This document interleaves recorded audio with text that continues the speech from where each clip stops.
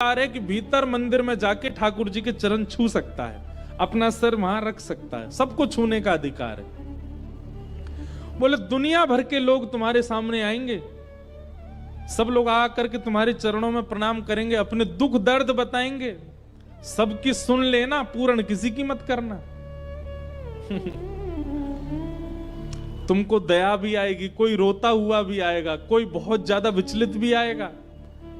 नामदेव जी बोले क्यों पूरा नहीं करूं? वो सबका विधान बना हुआ है, वो सब काम हमारे लिए छोड़ दो, किसको क्या देना क्या नहीं देना। तुम बस कहीं ऐसा नहीं कि यहाँ खड़े होके कोई रोता हुआ आया उसके आंसू पोंछने लग जाओ।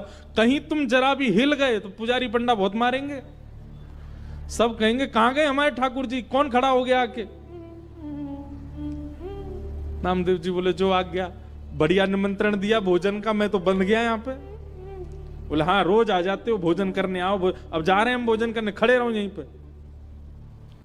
और श्री पंडरीनाथ श्री साक्षात द्वारिकाधीश अर्धरात्रि में नामदेव के घर गए, अकेले।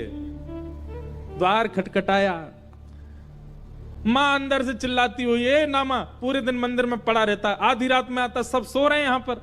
जैसे ही द्वार खोल करके देखा, आहा सुंदर श्री पंडरीनाथ भगवान द्वार पर खड़े हैं, स्वर्ण का मुकुट पहना है, स्वर्ण के आभूषण पहने हैं, कंधे पर हाथ रख करके मधुर कटाक्ष नेत्र हैं ठाकुर जी के, मंद मंद मुस्कुरा रहे हैं। नामदेव जी की माता जी तो विट्ठल, हाँ मैया मैं ही आया हूं विट्ठल। नामदेव रोज निमंत्रण लेके आता, मेरे घर प्रसाद पाने आओ, मैं आ गया।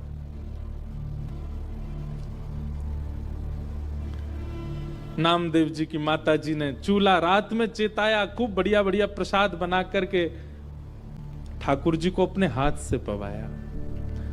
इतने में घंटे घड़ियाल बजने लगे, 3:30-4 बज गए, सुबह के मंगला आरती का समय हुआ। ठाकुर जी ने कहा मैया जल्दी करो। बोले क्या हो गया?